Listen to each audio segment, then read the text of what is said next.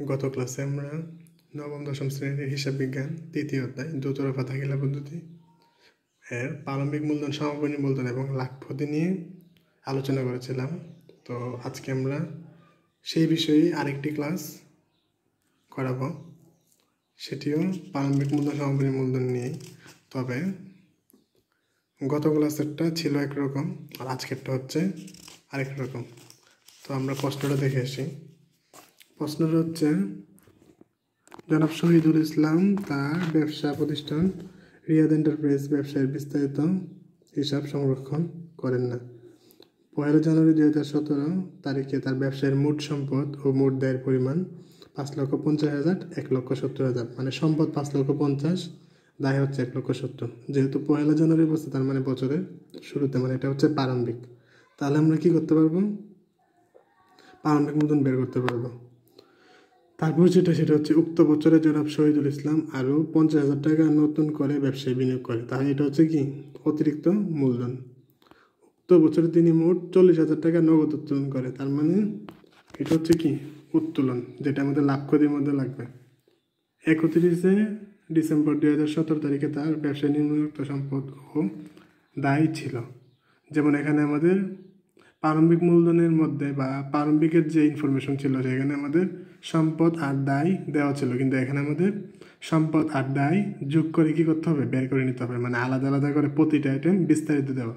নগদ এত টাকা সম্পদ, আসবাবপত্র এত টাকা সম্পদ, দেনাদার এত টাকা সম্পদ, মজুত পণ্য এত টাকা, ব্যাংক ঋণ এত টাকা, এটা হচ্ছে কি? দায়, এবং পাওনাদার এত টাকা দায়। তার মানে এখানে আমাদের সম্পদ এবং দায় অ্যাকুরেটলি চিনতে হবে এবং যোগ করে কি করতে হবে? বের করতে হবে। কিন্তু গত ক্লাসে আমরা যে অঙ্কটা করছিলাম সেখানের মধ্যে সম্পদ আর দায় দুইটাই কি ছিল? দেওয়া ছিল। কিন্তু এখন আমাদের সমাপনী সম্পদ আর দায় যোগ করে কি করতে হবে? বের করে নিতে হবে। তাহলে আমরা কি করব? প্রথমে এই যে ক নাম্বার, প্রারম্ভিক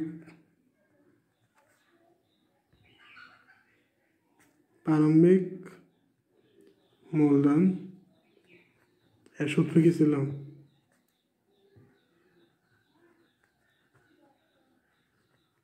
প্রারম্ভিক মোট সম্পদ মাইনাস প্রারম্ভিক মোট দায়। প্রারম্ভিক সম্পদ কত ছিল? 5,50,000 টাকা। এখানে আমরা প্রারম্ভিক সম্পদে 5,50,000 লিখবেন। প্রারম্ভিক দায় ছিল কত? 1,70,000। এই যে আমরা প্রারম্ভিক দায়ের মধ্যে 1,70,000 লিখব। 5,50,000 থেকে 1,70,000 বিয়োগ করলে কত হবে? 3,80,000।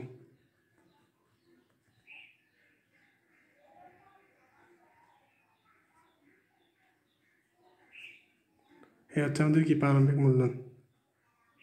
খ নম্বর হচ্ছে সমাপনী মূলধন। সমাপনী মূলধন কিভাবে বের করবো?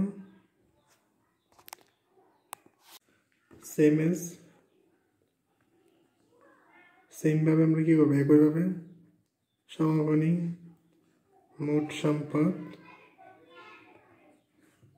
বিয়োগ সমাপনী মোট দায়। আগে যে আমাদের প্রারম্ভিক মূলধন, সমাপনী মূলধন এক সেন্টেন্সে দেওয়া ছিল, কিন্তু এখানে আমাদের সমাপনী মোট সম্পদ, সমাপনী মোট দায় একবারে দেওয়া নেই। আমাদের কি করতে হবে? বের করে নিতে হবে। তাহলে সমাপনী মানে বছরের শেষে এই যে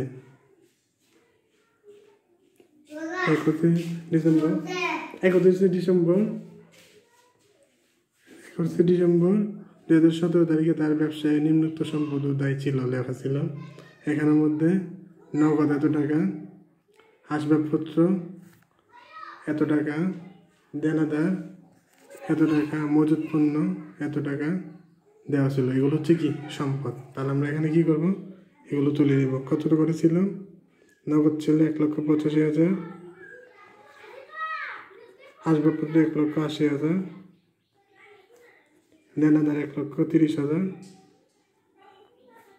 মজুত পণ্য 90,000। এ হচ্ছে কি সম্পদ। বিয়োগ সমাপনী মোট দায়। দায় কি ছিল? ব্যাংক ঋণ 60,000 টাকা, তারপরে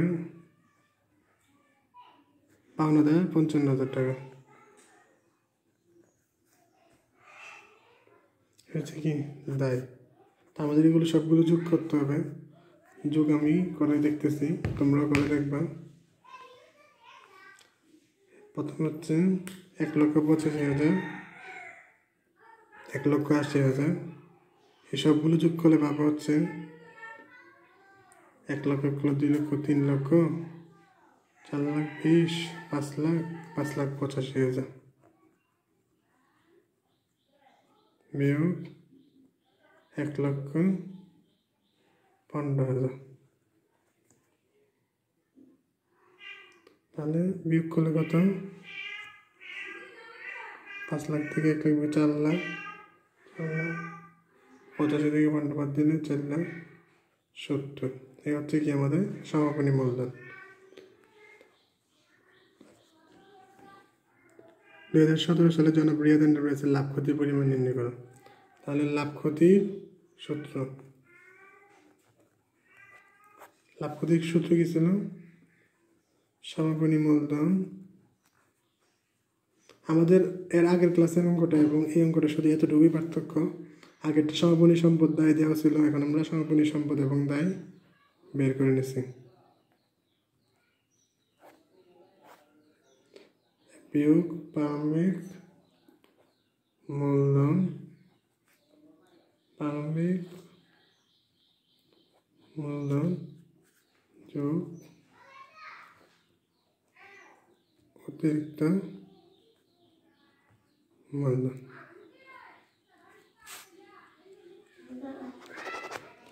এখানে সমাপনী মূলধন হচ্ছে 4,70,000, উত্তোলন হচ্ছে 40,000,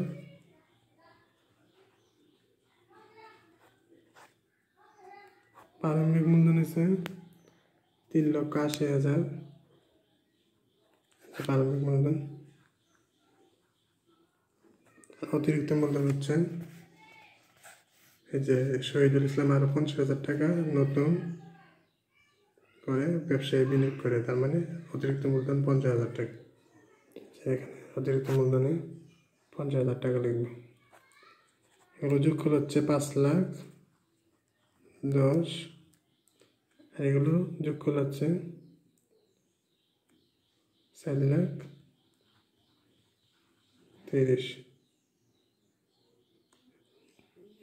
তাহলে 5,10,000 লিখব। 30 বিয়োগ করলে কি?